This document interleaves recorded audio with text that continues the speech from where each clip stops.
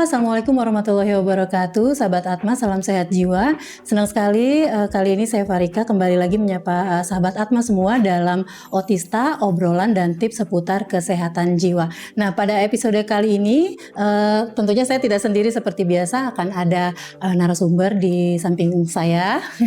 Hari ini kita akan bicara yang mungkin topiknya agak sedikit menarik nih tentang ketidakberdayaan, tapi kita akan melihatnya dari sisi bagaimana nih cara melepas belenggunya gitu ya, Kak. Di samping saya tentunya sudah ada Nurse Muri Cahyono Purba, MKep, SP Kep Jiwa. Kak Muri bisa memperkenalkan diri dulu kepada sahabat Atma di rumah, silahkan. Baik, halo, salam kenal. Assalamualaikum warahmatullahi wabarakatuh. Nama saya Nurse Muri.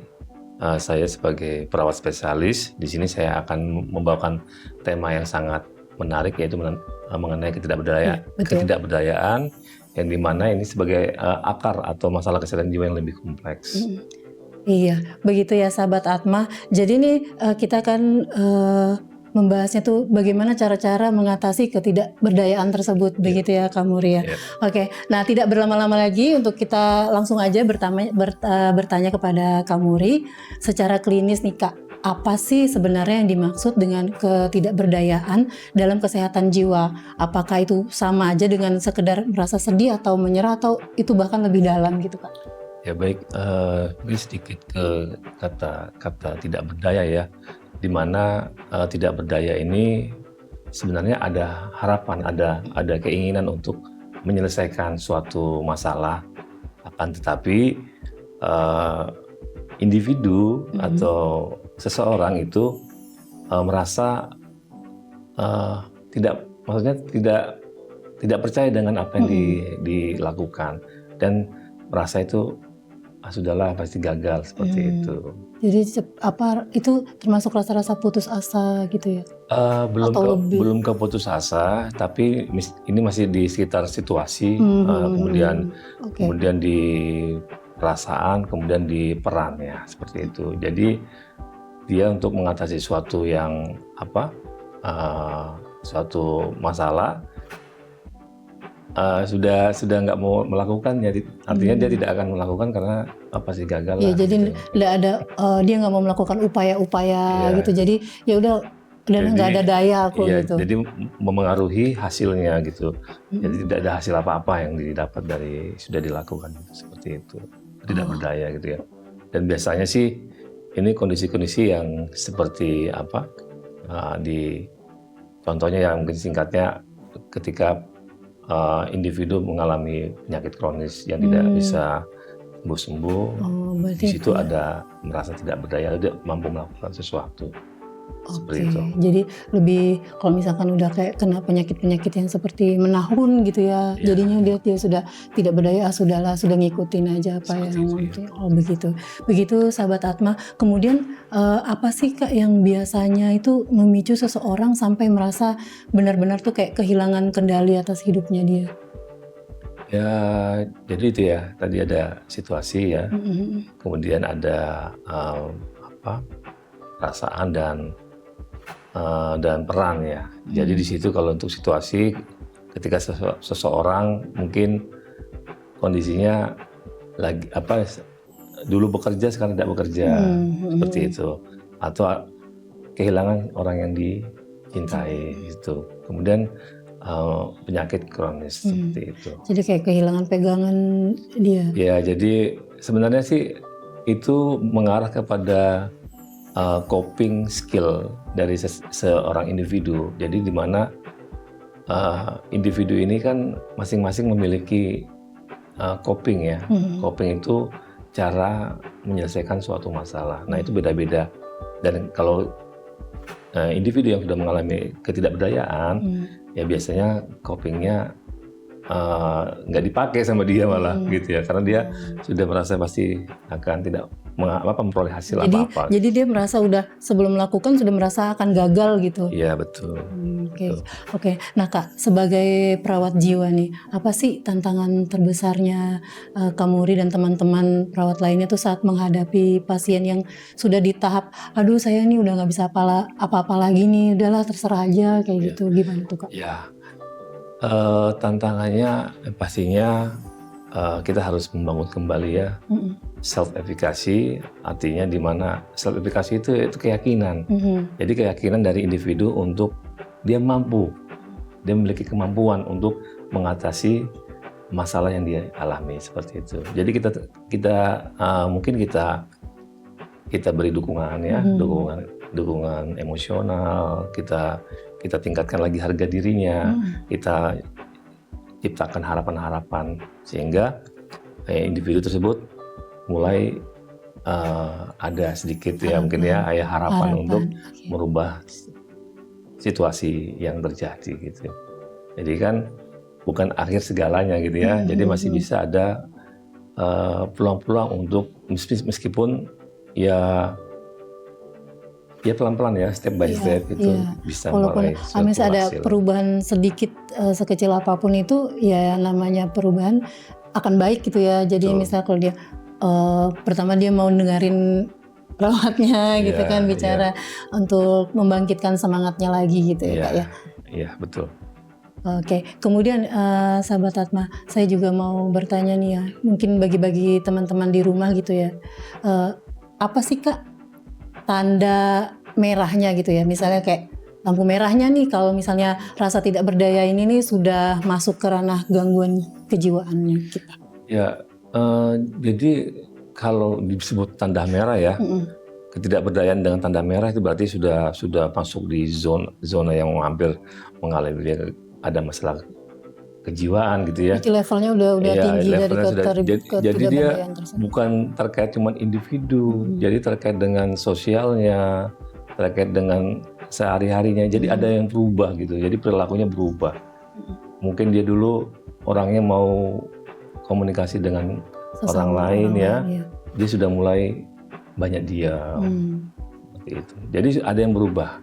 Jadi di mana dia mulai menarik diri, kemudian ada gangguan pola tidur ya, mengalami pola tidur, kemudian ya ada ungkapan verbal. Kalau sudah sampai ke ungkapan verbal berarti sudah tidak ada harapan. Nah itu sudah bisa mengarah ke keputusasaan seperti itu. Oh itu, jadi itu sudah masuk gangguan kejiwaan kalau begitu ya Kak? Iya, jadi keputusasaan ini masuk ke depresi ya, depresi berat ya.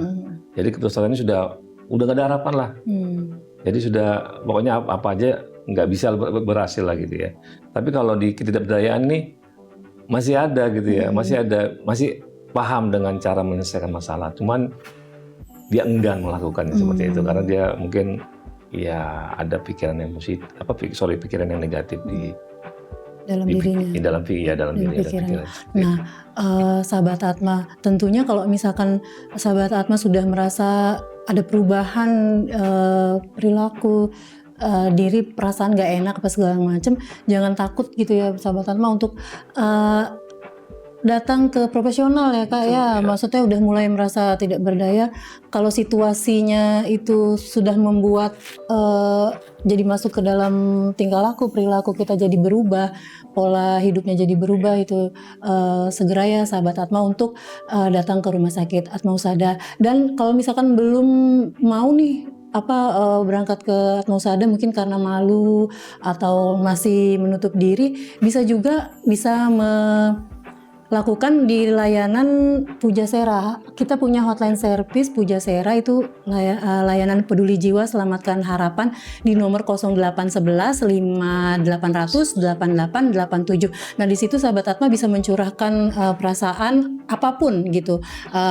Karena itu kita membukanya 24 jam, tentunya juga dengan profesional. Di situ ada dokter, timnya, ada psikolog, ada perawat-perawat gitu. Jadi mudah-mudahan itu bisa membuat lega gitu, dan kalau misalkan memang perlu tindak lanjut tentunya tetap harus datang ke profesional dan datang ke rumah sakit seperti itu. Nah Kak, lanjut lagi, seringkali kan orang nih suka tertukar nih antara merasa tidak berdaya atau putus asa. Jadi orang kalau misalnya tadi kan kamu bilang ketidakberdayaan itu belum sampai ke putus asa, tapi orang tuh kadang yang awam seperti saya misalnya tidak berdaya sama dengan putus asa gitu. Nah itu tuh di mata seorang spesialis jiwa, perawat jiwa maksudnya, itu apakah kedua hal ini tuh berbeda atau memang sebenarnya sama gitu? Silakan Kak. Baik, terima kasih Bapak Rika. Baik Sobat Atma. Jadi memang berbeda ya, berbeda antara ketidakberdayaan dengan keputusasaan. Jadi memang ketidakberdayaan itu perasaannya ya, pasti perasaan ya. Jadi dikaitkan dengan perasaan bahwa saya tidak mampu mengubah sesuatu keadaan, gitu. Sedangkan untuk keputusasaan, ya saya sudah tidak punya. Jadi perasaan itu lebih dalam lagi. Jadi dia sudah merasa tidak punya harapan lagi lah sudah. Nah, kalau yang berarti yang masuk ke dalam ranah gangguan jiwa itu adalah keputusasaan. Ya, atau dua-duanya sebenarnya masuk juga dalam ranah kalau yang gangguan. Sebenarnya ketidakberdayaan dan keputusasaan masih di dalam diagnosa itu ya. Kalau di keperawatan tuh masalah psikososial sama dengan masalah kecemasan. Jadi belum ranah masuk ke gangguan. Tapi ya ini perlu digarisbawahi Sobat Atma. Untuk mengarah ke masalah kejiwaan, kita punya 3 komponen ya. 3 komponen kan ada yang pertama pikiran, perasaan, dan perilaku. Begitu. Jadi kalau sudah mengarah ke gangguan, berarti perilaku yang berubah. Jadi perilaku yang biasanya dulu dia mau komunikasi, dia rajin mandinya misalnya 3 kali sekali. Itu udah berubah. Dia nggak malas mandi, malas beres-beres. Nah itu sudah masih mengarah ke gitu ya? mengarah ke kejiwaan. Jadi memang kalau di keperawatan untuk diagnosa keperawatan ya, bukan diagnosa medis, diagnosa keperawatan untuk ketidakberdayaan dan keputusasaan masuk dalam diagnosa masalah-masalah resiko atau masalah psikososial. Dan memang ini pintu akan mengarah ke masalah kejiwaan, masalah kegangguan seperti itu.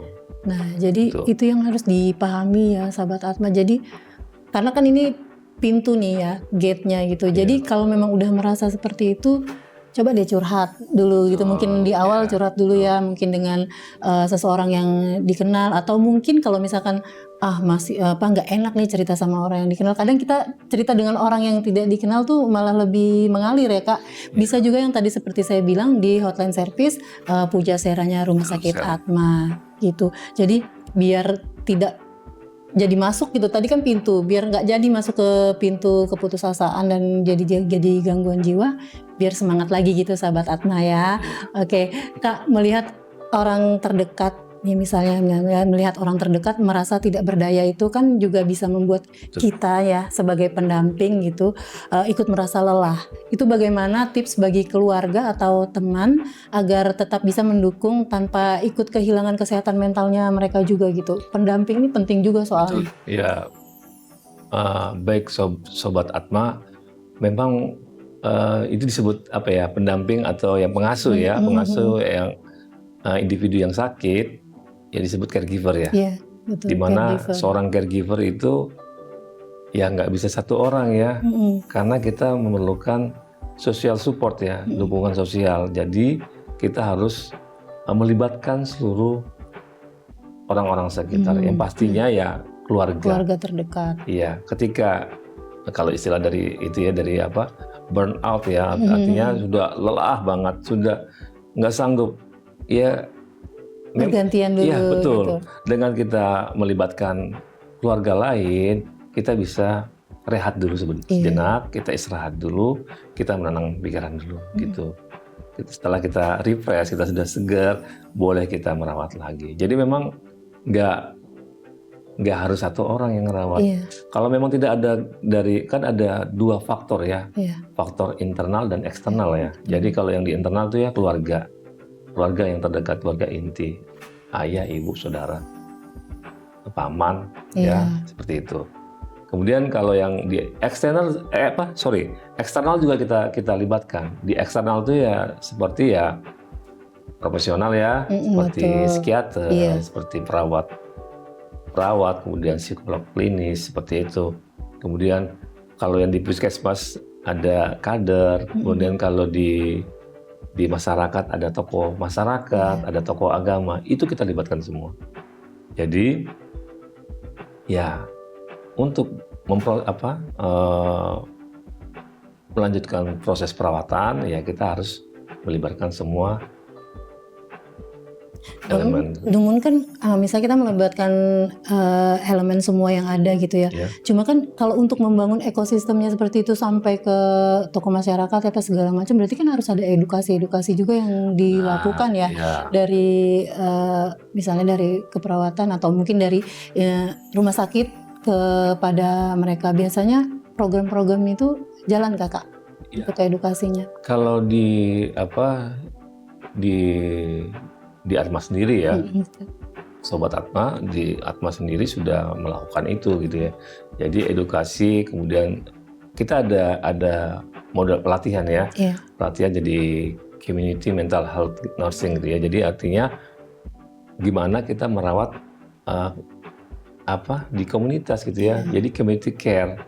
Jadi merawatnya di komunitas, bukan di rumah sakit seperti itu. Jadi memang ada skill-skill yang kita latih, ada asuhan-asuhan yang kita berikan untuk termasuk dengan masalah-masalah psikososial ini, masalah-masalah risiko ini ya. Jadi kan ada tiga masalah ya, bukan tiga masalah sih, tiga diagnosa. Tiga diagnosa, yang pertama itu diagnosa sehat, kemudian diagnosa risiko, dan kemudian diagnosa gangguan.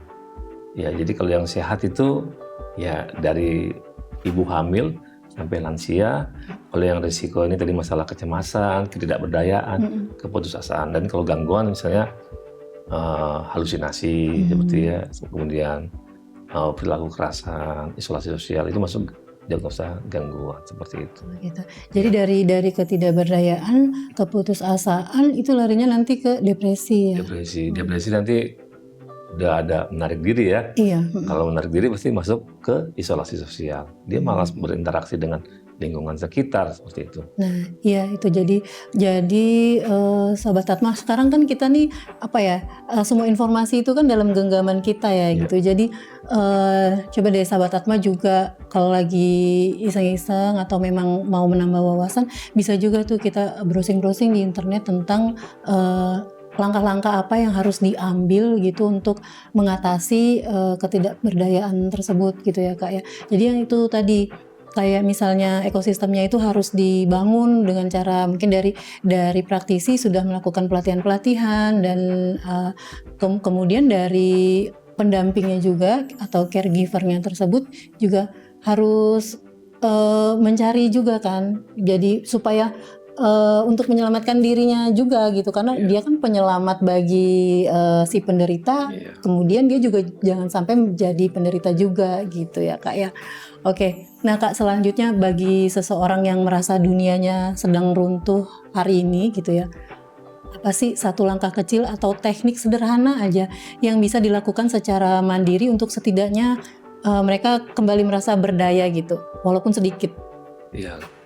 Jadi kembali ya di penjelasan kita ya gunakan teknik yang sederhana ya. Jadi small wins artinya kemenangan kecil. Jadi kita hargai yang kecil-kecil ini ya.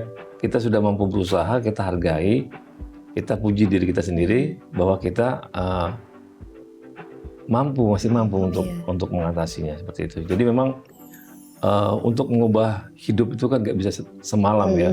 Jadi perlu jam terbang segala macam, perlu pengalaman, terus perlu pengetahuan, terus perlu mungkin perlu dukungan juga ya seperti itu. Jadi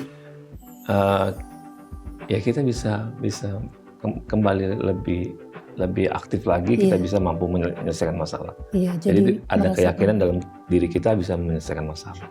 Begitu. Jadi nggak salah kok Sahabat Atma, nggak salah kan Kak kita memuji diri kita sendiri sebelum kalau misalkan emang belum ada atau tidak ada yang memuji kita, mungkin itu karena memang belum waktunya. Cuma kalau misalkan karena kan mereka belum melihat kita gitu kan. Nah, kalau kita menutup diri, bagaimana orang juga bisa memuji atas apa yang pencapaian-pencapaian kita seperti itu. Jadi memuji diri sendiri nggak ada salahnya juga ya kayak asal jangan berlebihan juga gitu.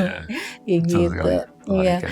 Kemudian nih Kak ya, terakhir aja nih kita untuk Sahabat Atma semua. Apa sih pesan untuk mereka yang saat ini merasa terjebak dalam ketidakberdayaan?